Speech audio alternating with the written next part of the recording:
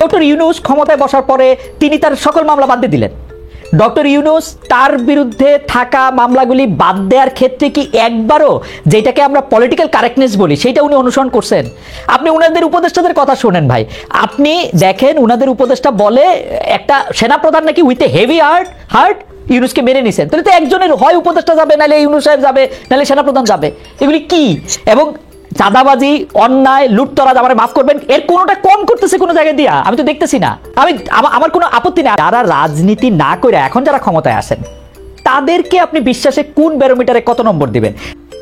খালেদ, গণতান্ত্রিক শাসন সমস্ত দোষ সত্ত্বেও সবচেয়ে ভালো শাসন।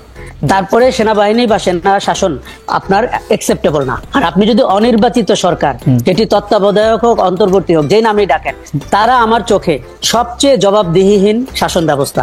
আপনি যে 3-4টি উদাহরণ দিলেন, আমি আপনার সাথে সবগুলোতে একমত। এই যে উপদেষ্টা যখন সেনাবাহিনীর সম্পর্কে বা প্রধান সম্পর্কে কথা বলেন, তার ন্যূনতম ধারণা নাই। তিনি ওথ নিয়েছেন এবং তাদের দুজনের উচিত, মাহফুজ এবং আসিফের, এই ক্যাবিনেট থেকে বের হয়ে গিয়ে এই ধরনের কথাবার্তা বলার। আচ্ছা, অন্যান্য উপদেষ্টাদের সম্পর্কে আমি বলি, তাদের কারো জনগণের সাথে কোনো সম্পর্ক নাই। তারা এলিটিজমে বিলিভ করেন, তারা একটা বিচ্ছিন্ন জনগোষ্ঠী, তারা একে অন্যকে কোনো ক্লাসরুমে মিট করেছেন, তারা কেউ কেউ ক্লাসের ফার্স্ট বয়। অত্যন্ত রাজনীতি সচেতনতা বোধে বিন্দুমাত্র কোনো ধারণা তাদের নাই এবং তারা অবাক হয়ে লক্ষ্য করছি আমরা তাদের স্বার্থ ঘনিষ্ঠ বিষয়গুলোকে তারা চক্ষু লজ্জা ভুলে সেগুলোকে প্রাধান্য দিচ্ছেন। আমরা তো পরিমিতি বোধ বলে একটা শব্দ শুনেছিলাম, আমরা শুনেছি তারা শিক্ষিত লোক, আমরা ভেবেছিলাম তারা পরিমিতি বোধ শো করবেন, যে এই আমলে অন্তত আমার নামে বিশ্ববিদ্যালয় হবে না, এই আমলে অন্তত আমি ওই মামলাগুলো তুলে নিব না। আমরা না শুনেছি তারা আইনের শাসনে বিশ্বাস করেন। কাজেই দেখুন, আমরা একটা অত্যন্ত ক্রাইসিসে আছি। সরকারটির নাজুক অবস্থা, সরকারটিকে আমরা দেখতে পাচ্ছি না আইনের শাসনের প্রতি যথেষ্ট শ্রদ্ধাশীল। কিন্তু রাজনৈতিক দলগুলোকেও যদি আমরা সংস্কারে আপনার কমিটেড না করতে পারি, বিশেষ করে বিএনপির মতো দলকে, তাহলে আমরা যাবো কোথায়? কিন্তু আমরা তো একটু গণতান্ত্রিক শাসন। আশা ভাই, এই যে রিপন ভাই এখানে বসে রয়েছে, বিএনপির গুরুত্বপূর্ণ নেতা, কিন্তু তবু আপনারা আমি এই প্রশ্ন করতে চাই, আমি রিপন ভাইকে আমরা বিএনপির কেমনি করবো এটা? বিএনপি তো আমাদের কথা শুনবে না। কারণ বিএনপি যে এই 3 বারের প্রধানমন্ত্রী, 2 বারের প্রধানমন্ত্রী নিয়ে ক্ষমতায় যাওয়ার আগেই প্রশ্ন তুলতে পারে, এটা আমার ধারণারও বাইরে ছিল। আবার ধারণারও বাইরে ছিল 5 বছর 4 বছর নিয়ে এত বড় একটা ফাঁস করতে পারে, এটা আমার ধারণারও বাইরে ছিল। আসলে আমি খুব অবাক হয়েছি, কেননা 2 বারের বেশি প্রধানমন্ত্রী হবেন না, এই কথা বিএনপি যখন বলেছিল আমার খুব ভালো লেগেছিল। এবং দেখুন, সংসদের মেয়াদ দেখেন, আমরা যখনই পাওয়ারে কেউ চলে যায়, সংসদ সদস্য হয়ে যায়, তার আচরণ যে আমরা অপছন্দ করি, কখনো কখনো যে ঘৃণা করি, এই কথাগুলো কি বিএনপির লোকরা জানেন না? ডক্টর রিপন, আপনার কাছে কি মনে হয় না যে এই বিষয়টার আসলে একটা ফয়সালা করা প্রয়োজন? কারণ আপনি যেটাকে টিপ্পনী কাটা বলছেন, সেটা কিন্তু বাংলাদেশের রাজনৈতিক আদর্শের জায়গায় যে একটা বড় 2টা প্রশ্ন, সেই প্রশ্নটাতে আপনারা বারবার মুখোমুখি হচ্ছেন, বিএনপি এবং জামাতে ইসলামী। সেই জায়গাটা থেকে একটু আপনাদের একটু পরিষ্কার করা দরকার না একটা অবস্থান? আর আপনি বললেন যে শেখ হাসিনার ফেসিবাদী কাঠামোকে ভেঙে দেওয়ার জন্য বা আর যাতে এটা না হতে পারে, সেই জন্যই হচ্ছে এই জুলাই অগাস্টের স্পিরিট, এই আন্দোলন, এই আত্মত্যাগ। কিন্তু আপনারা তো অ্যাবসলিউটলি শেখ হাসিনার স্পিরিটের মধ্যে আছেন বলে মনে হয় অনেক ক্ষেত্রে। আমি উদাহরণ দিতে পারি রিপোর্ট, আপনি যদি আমাকে ক্ষমা করেন, যে ধরেন চাঁদাবাজির দিক দিয়ে কে কোথায় থাকবে, কে কোথায় কি করবে, এটা দিক দিয়ে সংস্কারের প্রশ্ন, সংস্কারের কথা শুনলেই আপনাদের খারাপ লাগে। কিন্তু সংস্কার খারাপ কি? সংস্কার করলে আপনাদের কি অসুবিধা? ধন্যবাদ আপনাকে, আপনার চমৎকার কথা বলেছেন। আপনি যদি খেয়াল করে দেখবেন যে বাংলাদেশে যখন কোন রাজনৈতিক দলের সংস্কারের কথা বলছিল না, তাই না, বিএনপি ছাড়া অন্য কোন রাজনৈতিক দলের কাছ থেকে আপনি গত 2-3-4 বছরে সংস্কার হওয়া উচিত, এই ক্ষেত্রে সংস্কার হওয়া উচিত, ও ক্ষেত্রে সংস্কার হওয়া উচিত, নিশ্চয়ই আপনি সেটা শোনেননি। এবং আপনি নিশ্চয়ই খেয়াল করে থাকবেন, আমার নেত্রী বেগম খালেদা জিয়া কারাগারে যাওয়ার আগের বছরে তিনি কিন্তু একটা প্যাকেজ অফ রিফর্ম তিনি ঘোষণা করেছিলেন, তাই না? তাহলে এই যে প্রধানমন্ত্রী, আমি যদি একটু উদাহরণ হিসেবে বলি, প্রধানমন্ত্রী তো বর্তমান ব্যবস্থায় অর্থাৎ একেবারে লাস্ট ইমিডিয়েট পাস্ট আপনার গভর্নমেন্ট পর্যন্ত প্রধানমন্ত্রীর হাতে তো অ্যাবসলিউট পাওয়ার ছিল, তাই না? শি এনজয়েড অ্যাবসলিউট অথরিটি, তাই না? তো এখন এই ধরনের অবস্থায় থেকে কোন প্রধানমন্ত্রী চাইবেন, কোন রাজনৈতিক নেতা চাবেন যে তার ক্ষমতা অন্য কেউ শেয়ার করুক অথবা তার ক্ষমতার আসুক, ভারসাম্য আসুক? একথা তো বেগম খালেদা জিয়া সে 2016-17 সাল থেকে বলা, কারণ তিনি বিরোধী দলে ছিলেন তখন, সেজন্য না। রাইট, না, এটা আপনি বলতে পারেন, but it is our commitment. এটা তো আমাদের যে রিফর্ম প্রপোজালস, আমাদের রিফর্ম প্রপোজালস এর মধ্যে তো আমরা এই কথাগুলো আমরা তুলেছি। প্রধানমন্ত্রী প্রেসিডেন্টের ভারসাম্য থাকবে, তারপর আপনার মানে পার্লামেন্টে আপনার মানে চেক অ্যান্ড ব্যালেন্সের জন্য আপনার দ্বিকক্ষ পার্লামেন্ট থাকবে।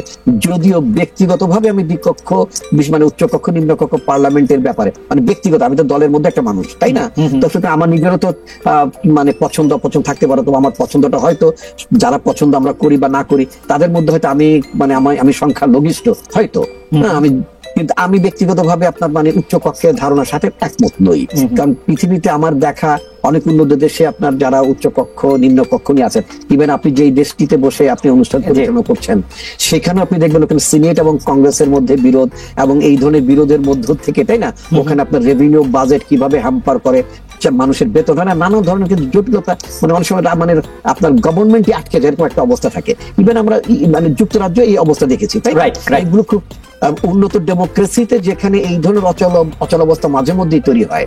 সেক্ষেত্রে বাংলাদেশের মতো দেশে যেখানে আমরা ডেমোক্রেসিতে প্রপারলি প্র্যাকটিস করি নাই, বা মানে সময় গণতন্ত্রের নামে ক্ষমতা আসার পরও মানে আপনার সেই যদি আপনি 72-73 সালের কথা যদি বলেন, ফার্স্ট যখন আপনার সংবিধান তৈরি হলো, সেই সংবিধানের অধীনে যে নির্বাচনটা হলো সেখানে তো গণতন্ত্রের আকাঙ্ক্ষার কথাই আপনার উচ্চারিত হয়েছিল। তারপর আমরা কি দেখি না যে সেখানে একটা গণতান্ত্রিক ভাবে একটা নির্বাচিত সরকার বা গণতন্ত্রের প্রতি প্রতিশ্রুতিশীল একটি সরকার কিভাবে আপনার মানে ফ্যাসিবাদী চরিত্র কিভাবে একদলের ব্যবস্থা যায়। সুতরাং আমাদের গণতন্ত্রের চর্চাটা কিন্তু নিরবিচ্ছিন্ন না। তারপর আমরা গণতন্ত্রের চর্চার ব্যাপারে আমরা যে খুবই আপনার মানে কি বলে মানে শ্রদ্ধাশীল, সেটাও কিন্তু আমাদের পাস্ট অ্যাক্টিভিটিতে মনে হয় না, তাই না? রিপন ভাই, এই ব্যাপারে কিন্তু আমাদের কোনো সন্দেহ নাই। আশরাফ ভাই গুরুজন, উনি নিশ্চয়ই আরো ভালোভাবে বিশ্লেষণ করতে পারবেন। কিন্তু বিএনপি যখন 31 দফার কথা বলেছে, সেই 31 দফাতে কিন্তু আমরা সবাই, আমি যদি বলি আমি ব্যক্তিগতভাবে চমৎকৃত হয়েছিলাম। আমার কাছে মনে হয়েছিল যে এই প্রথম একটা বড় রাজনৈতিক দল অনেকগুলি সংস্কারের বিষয় নিয়ে মাথা নিয়ে আসছে। কিন্তু এখন যখন বিএনপির ক্ষমতায় যাওয়াটা প্রায় নিশ্চিত বা ক্ষমতার কাছাকাছি তারা নিজেদেরকে দেখতে পাচ্ছে, তখন সংস্কার দেখলে তারা ভয় পাচ্ছে কিনা। বিশেষ করে আপনি দেখেন প্রধানমন্ত্রীর মেয়াদ প্রসঙ্গে আপনারা কথা বলছেন যে না, প্রধানমন্ত্রীর মেয়াদ আপনারা এই 2 বছরেরটা আপনি মানবেন না। এর মধ্যে থেকে অনেক ইফস এন্ড বাটস আপনারা আমি আপনাকে যদি এভাবে বলি, আমাদের দেশে এখন বর্তমানে প্রধানমন্ত্রী বা পার্লামেন্টের মেয়াদ 5 বছর, তাই না? তো আপনার এটাকে 4 বছরের কথা বলা হয়েছে। আমরা যেটা মনে করি 5 বছরটাকে আমরা যৌক্তিক মনে করি, যে একটা নির্বাচন আয়োজন করতে মানে মোর দেন $1 বিলিয়ন খরচ যায়, তাই না? অনেক টাকা খরচ যায় কিন্তু, এবং সেই খরচের বিনিময়ে যে আপনার আউটপুটটা আসে, যে জাতীয় লোকেরা আপনার পার্লামেন্টে আসেন, তাই না, যে জাতীয় লোকেরা মন্ত্রিসভায় অন্তর্ভুক্ত হন, সেটা তো খুব আশাপ্রদ না। তো সুতরাং কিছু ব্যক্তিকে আপনার মানে এমপি করার জন্য, মন্ত্রী করার জন্য আপনার একটা টার্মের 1 বছর কমিয়ে দেওয়া মানে হচ্ছে ব্যয়টা 1 বছর আগে মানে বাড়িয়ে দেওয়া।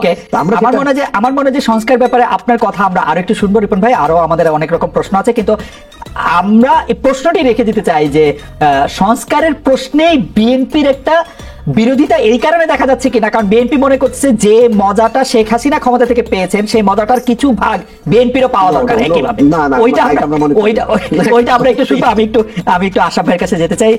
আশরাফ ভাই, আমরা যদি এই বিএনপি জামায়াতের প্রশ্নটা হলো রিপন ভাই যেটা বলছেন যে সেটা আসলে ফয়সালা হওয়া দরকার কিনা, সেই প্রশ্নটা যদি আমরা করি, কিন্তু আমাদের অরিজিনাল প্রশ্নটাও যদি আমি একটু করে রাখি, সেটা হচ্ছে যে গতকাল সাংবাদিকরা যে 71-24 নিয়ে সাবেক উপদেষ্টা বর্তমানে এনসিপির চিফ নাহিদ ইসলামকে যে প্রশ্ন করেছেন, উপদেষ্টা জনাব আসিফ মাহমুদ সজীব ভুঁইয়াকে প্রশ্ন করেছেন, এই প্রশ্ন করা, এই তুলনা করতে চাওয়া, এইটাকে কিভাবে বলবেন, কি বলবেন, এর মধ্যে আপনি রাজনীতি দেখেন কিনা, সাংবাদিকতাকেও বা আপনি কিভাবে বিশ্লেষণ করছেন? আমার অবশ্য কোনো অসুবিধা নাই, আমার কাছে মনে হয় সাংবাদিকরা যে কোনো প্রশ্ন যে কোনোভাবে করতে পারে। আপনার বিশ্লেষণ একটু শুনতে চাই যে এর পেছনে, ভেতরে, বাইরের রাজনীতিটা আপনি কিভাবে দেখেন?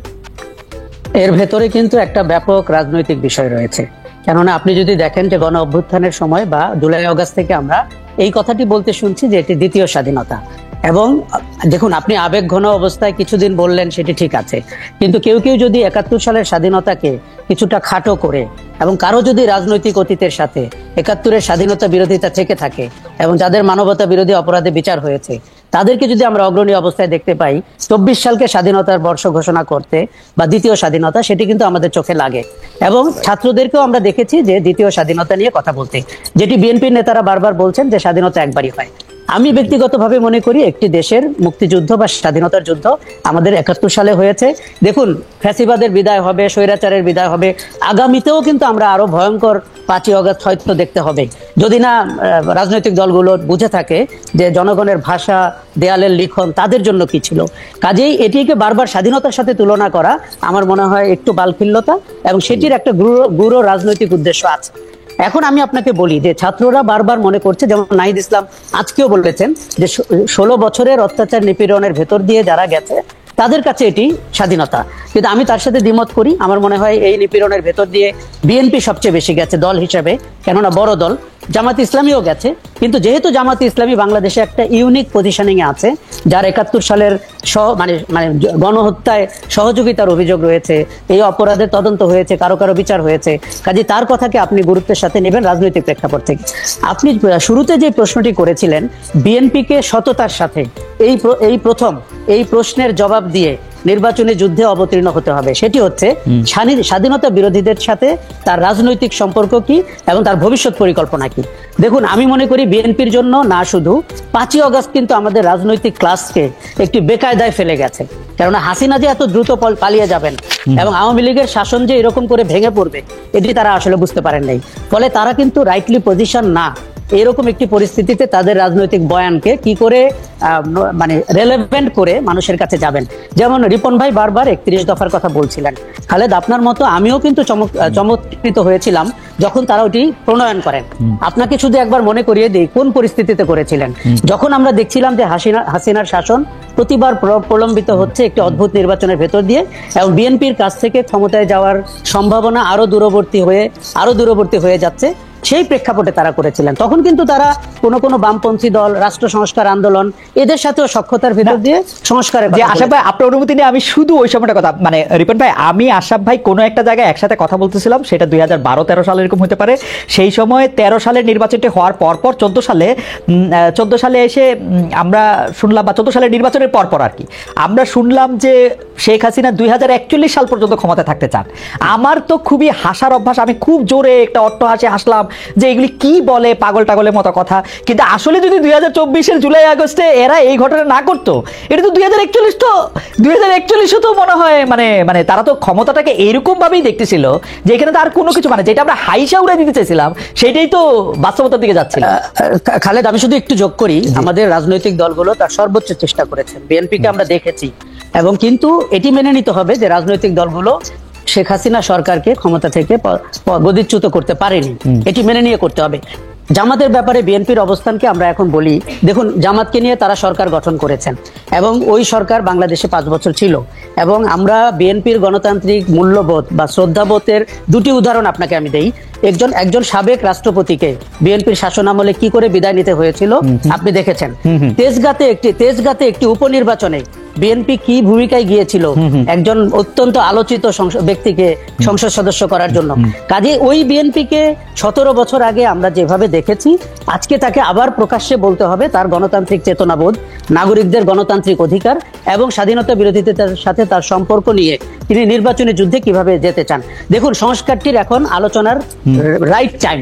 এই সময় যদি আপনি গাইগুই করতে থাকেন, এই সময় যদি সংসদের মেয়াদ, আপনি বিএনপিকে প্রশ্ন করুন তো 3 বছর আগে কি তারা সংসদের মেয়াদ 4 বছর হলে বিরোধিতা করতো?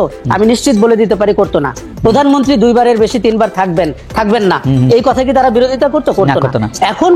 এখন ক্ষমতা তাদের চোখের নিকটে চলে এসছে, কানের পাশে চলে এসছে, তারা শুধুমাত্র একটি নির্বাচনের অপেক্ষায়। এবং তারা, আপনার মনে আছে কিনা, শেখ হাসিনা বিদায়ের 72 ঘন্টার মধ্যে বিএনপি একটি জনসভা করেছিল। আমি কৌতূহল বশত, কারণ আমি একজন সাংবাদিক, সব মহলে বিচরণ করতে চাই, আমি ওই জনসভায় গিয়েছিলাম। সেখানে তারা 3 মাসের মধ্যে নির্বাচন করে ক্ষমতা ছাড়তে বলেছিল। আমি অবাক হয়ে লক্ষ্য করছিলাম যে তার মানে তারা জুলাইয়ের যে আন্দোলন, অগাস্টের যে ভয়াবহ গণহত্যা, সেটিকে তারা তো কি বিবেচনায় নেয়নি? দেয়ালের লিখন তো 50% তাদের জন্য, শেখ হাসিনার জন্য 50 ভাগ। বিএনপি, জামাত এবং নাগরিক কিন্তু আশা ভাই এইটা একটু বোঝার জন্য, নির্বাচনটা এমন কি খারাপ জিনিস? শেখ হাসিনা আমলে তো আমাদের গলায় এই ফাঁস লাগছিল যে আমরা তো কোনো একটা নির্বাচনই পাইতেছিলাম না। তো এখন না, নির্বাচন হইয়া আসবে, এটা কি এমন মানে হ্যাঁ জুলাই আগস্টে আন্দোলন নির্বাচনের জন্য হয় নাই, আবার নির্বাচনের জন্য হইছেও তো।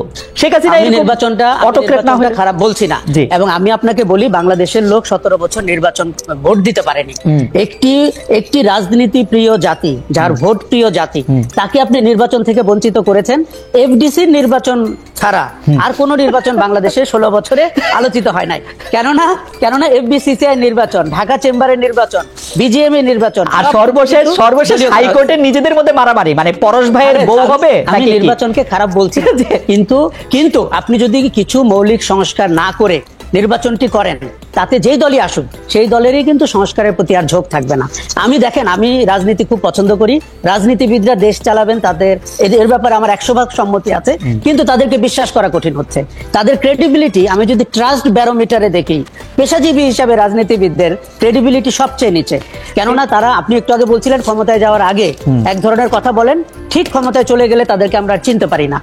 কাজেই এই জায়গাটিতে বিএনপিকে বা অন্য দলকে তাদের রাজনৈতিক আদর্শ পরিষ্কার করতে হবে।